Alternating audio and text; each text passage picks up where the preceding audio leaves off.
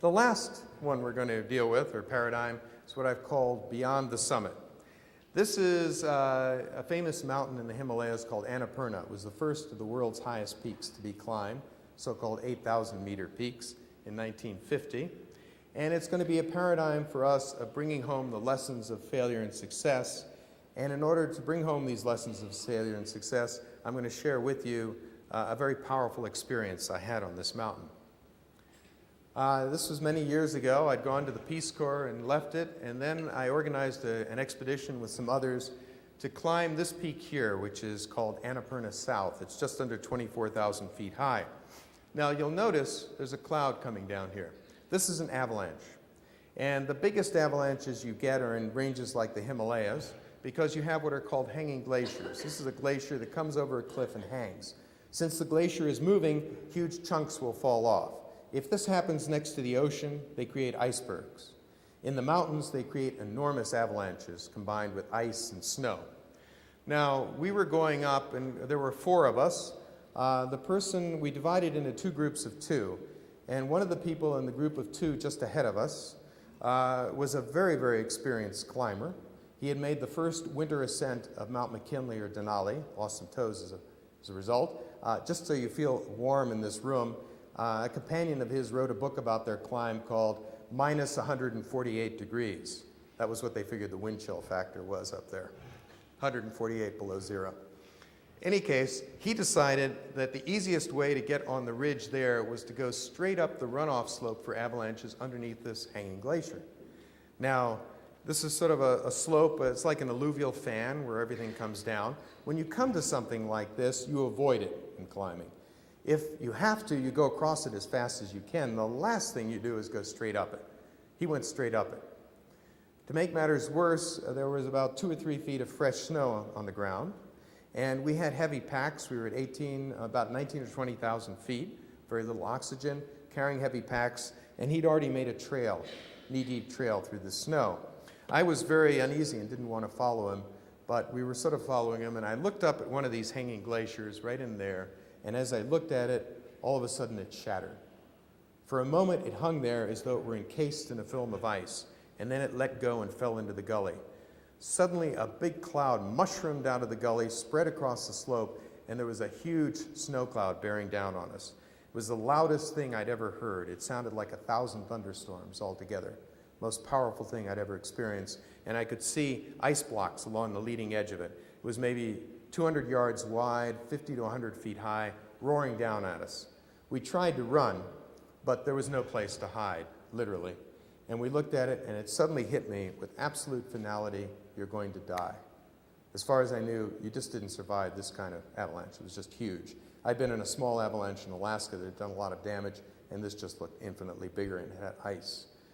It was a beautiful day like this, with the mountains all around me, and I looked at them, and they looked as though they were on the screen of a movie theater that I was about to step out of.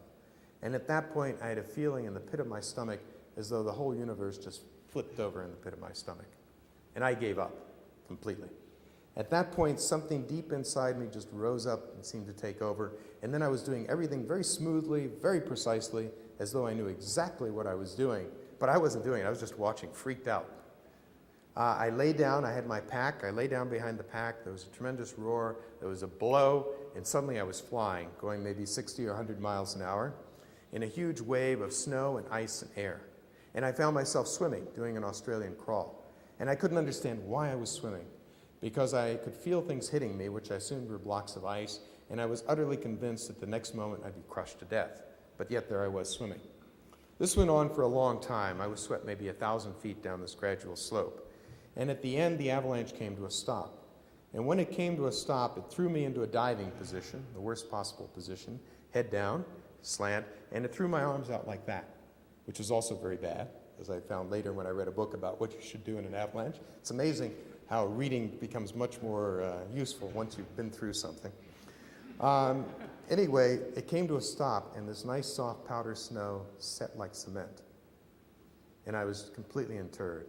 I'd lost my mittens, my fingers were bare, like they are here, and I couldn't even wiggle them.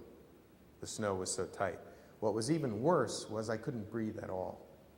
It was like a hand was across my mouth. And to me, this was the most horrifying way to die.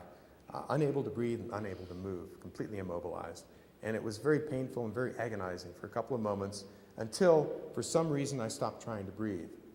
And at that moment, an extraordinary calm came over me, and suddenly all the fear, all the terror, all the agony just dwindled away, and everything became very clear.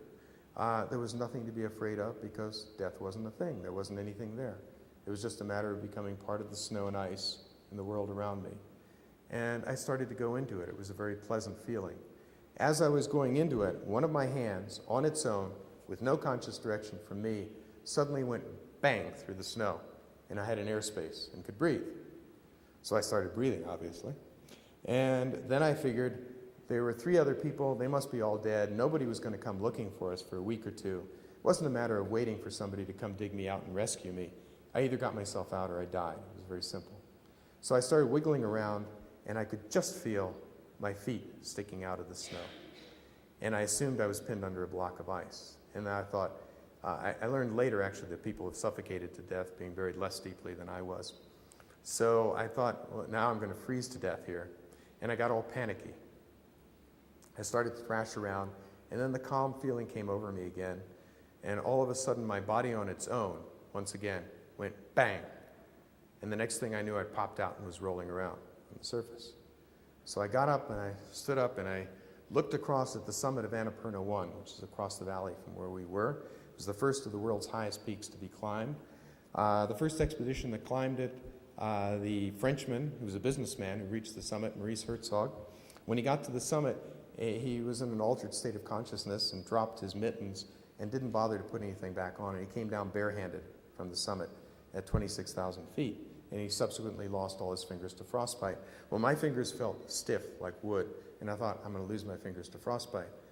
I stuck them in under my armpits like this, and I was trying to figure out how am I going to get through the night, because all I had on was a wind shell parka and a shirt, and the temperature was warm in the sun, but I knew once it went behind a ridge, it would drop to -10 Fahrenheit, especially at night.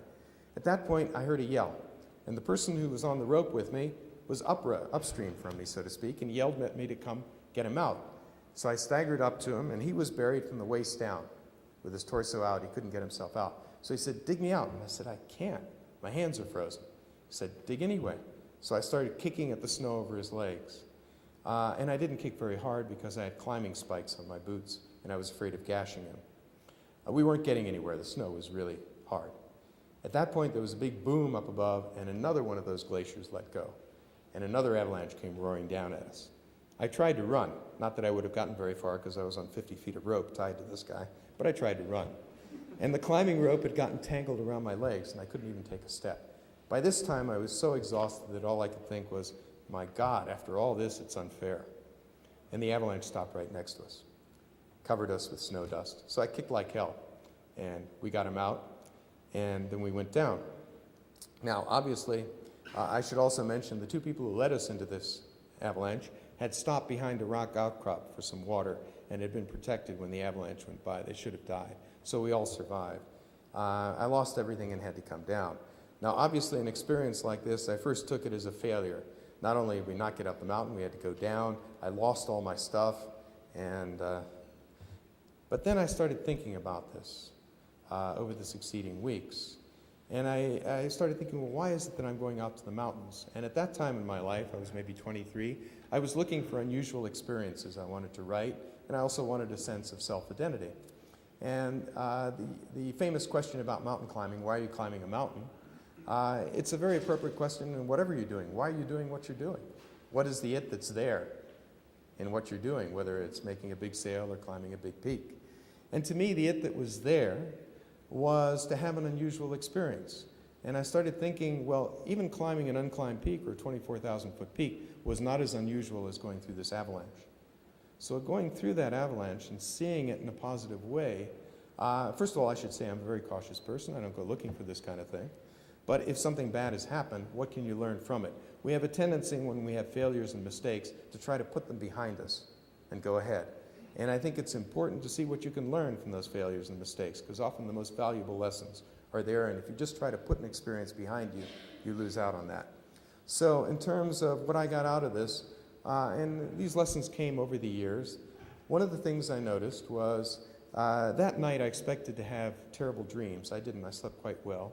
And I woke up in the middle of the night, and for the first time on the expedition, I felt like climbing the mountain just for the sheer joy of climbing it. Up till then, I'd been trying to climb the mountain to prove something and to make up for things that had gone wrong. Well, I couldn't do that because we lost everything. But what I realized over the years is when I've done whatever I'm doing, whether it's in business, climbing, writing, if I do it for the joy of doing it, that's when I do it best and when it has its best effects on others. So that was one very important lesson from here. Another lesson was we were led into this avalanche by somebody who was extremely experienced. And the lesson here is that experience doesn't necessarily correlate with good judgment. We often think it does, but beware. It may not, and you may wind up in an avalanche, a metaphorical one. So these are some of the lessons from an avalanche. And as we draw to the close, I'd like to share with you a quote from George Mallory, who's famous for giving the answer to when he was asked why he wanted to climb Mount Everest back in the 20s. He said because it's there. He disappeared on Everest, and his body was only found a few years ago. And this is what he said: "What we get from this adventure in going to Everest is just sheer joy, and joy is, after all, the end of life. We do not live to eat and make money. We eat and make money to enjoy life." This balance is very important. That is what life means and what life is for. And to illustrate that, an Ecuadorian friend of mine jumping for joy on the summit of a 16,000-foot volcano above Quito when I went back and climbed with him a few years ago. This translates over into business. For example, Clifton Wharton took over TIAA-CREF, one of the largest pension funds in the world, and probably a number of you done business with this organization, and he had to restructure it. And this is what he said about restructuring: "I was having a ball." And this certainly helped, having the ball, in convincing other people that the restructuring was good. I work for a nonprofit, and we have a development director and a director of programs, and we were having a conversation one day, and the director of programs said she hated raising money, and the development director said, "I love it, it's a game." Who do you think does better? Obviously the one who takes joy in what they're doing. And a really good leader, I think, does even more than that. He or she inspires the people who are working for him or her to get joy in what they're doing, so that in fulfilling their tasks and their goals, they're also fulfilling themselves. So what I'd like to conclude with is this image of the sense of camaraderie you can get when you get involved in a great undertaking, bringing together people in a team, moving through the mountains. And then the mountains that always lie beyond. This is one of the most beautiful mountains in the world. And here's the caveat with which I'd like to end my talk. Earlier I said you should choose goals they're stretched, they're difficult to attain, but you should be able to reach them. But in the larger sense, it may be very good to choose a goal which you can never attain. Because the problem with goals you attain is that once you've attained them, there's a letdown, and there's the danger, for example, with Enron, when you fall down. But if there's a goal that's always out there, it keeps your focus and your motivation going, and there's something you always can be working for. So thanks very much, and enjoy your conference. It's been a pleasure speaking for you.